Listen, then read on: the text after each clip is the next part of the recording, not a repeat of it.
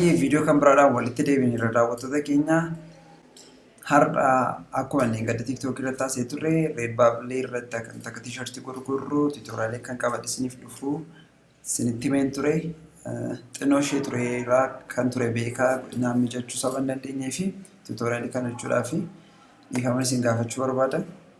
Hayyee egaa weebsaayitichi kanadha. Weebsaayitichi kan inni jedhamu Red Bubble kanarratti dizaayinii barbaadneedha kan nuyi gurguruu dandeenyu. Wall artiin jira, stiikeroota, clothes, maskii, phone case, home living waan adda addaadha kan nuyi gurguruu dandeenyu jechuudha.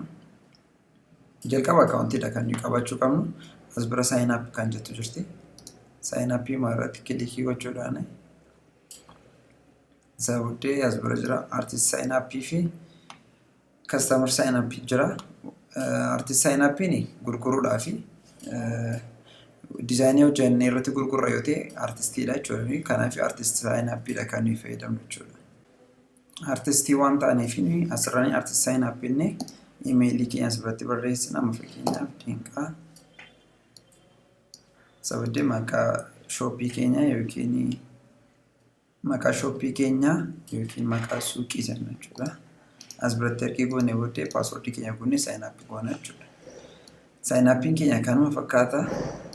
Ergi sign up goonee booddee gaafa loogiinii goonu Dinqaa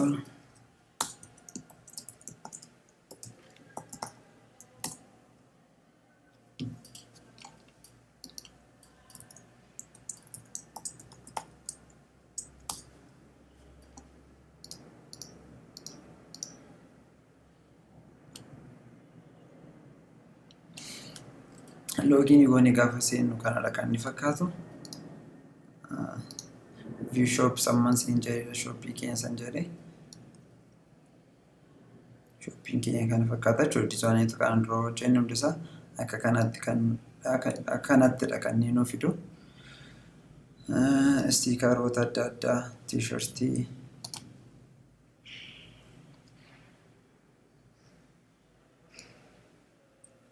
dizaayinii manuuti akkaataa uploadii goone tokko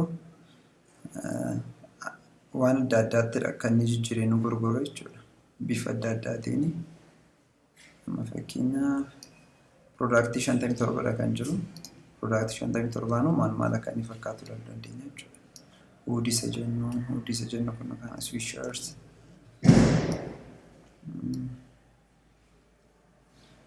laaptooppii, stiikerii, iPadii kan moobaayilota, keezii moobaayilota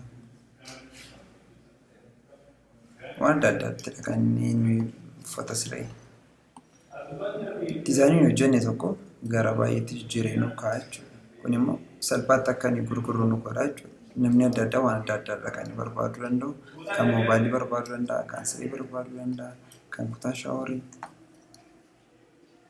Dizaayinii barbaadeenna jechuudha kan inni argachuu danda'u asirraatti. Kanaaf salphaatti gurgurachuu dandeenya jechuudha.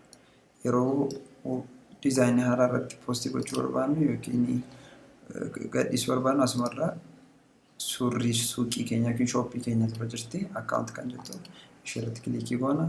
Isa booddee add new work, upload new work kennaani.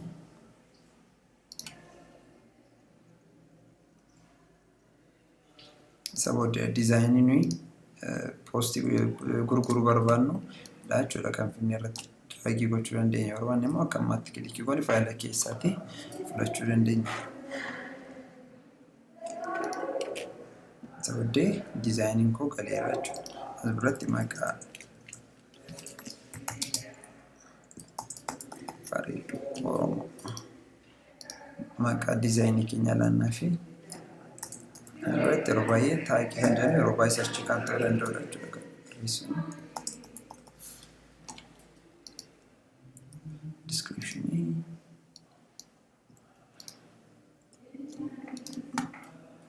afaan adda addaadhaan hiika salaachuu dandeenya. Yeroo wanni Ingiliffaan kan jedhamu yoo ta'e Deechiidhaan maal jedhama, afaan Faransaayis, Ispaanool afaan adda addaadhaan waan barbaanne goonee irra keenya gurguruu dandeenya jechuudha. Akka namni afaan biraa beekus yoo fakkeenyaaf namtichi afaan Ingiliffaan beeku ta'e afaan Deechii haasaa yoo ta'e isaaf afaan Deechiidhaan hiikaaf jechuudha namticha isa bitatuuf. Isa booddee erga as geenyeedha t-shirtii irratti kan sirreessuu jalqabnu. Amma fakkeenyaaf moobaayil keeziin kun sababa bunniif edit jedhee skeeliin isaa dhumaarra jirti. Suurri isaa kwaalitiin isaa saba gadi bu'aateedha kan inni akkas ta'u. Kanaaf kan moobaayil keezii kanaan gurguruun barbaadu taanaan diseebilduu waan jedhaa jechuudha.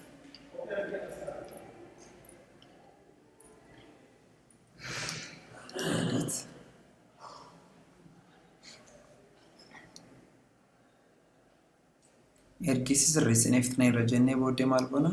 Maal wanta ni poostii goonu jedha. Maal wantichi kan jedhu jira. Amma fakkeenyaaf nama hangashaadhaan footoogiraafii dhiyeessaa fi footoogiraafii cheekii godha. Illustration yoo ta'es design illustration painting mixed media kan jettu jirti. Digital art yoo ta'es drawing yoo ta'es warra kana keessatti kii goona jechuudha. Ergi tikii goone booddee maal jedhas biraa eeyotu arga hojii kana kan jedhu jira. Insa booddee paabliikii irra ta'uu qaba kuni. Paabliikiin totaanaanii namni argee nuu bituu hin danda'u. Maachur koontantiidha. Isa jedhu kana noo jenna. Maaliif wantichi wanta ijoollee wajjin yookiin immoo saalaa wal qabatu saba hin taaneef noo jennee bira darbuu dandeenya. Isa booddee isheen kun tikii ta'uu qabdi. Isa booddee save work keenyaanii jechuudha. Save work ergeenye booddee piroosesii godhee suuqii keenyarra nuu gashaa yookiin shooppii keenyarra galaa jechuudha. Bareedduu Oromoo argite. Poostii taate poostii teeraa jechuudha.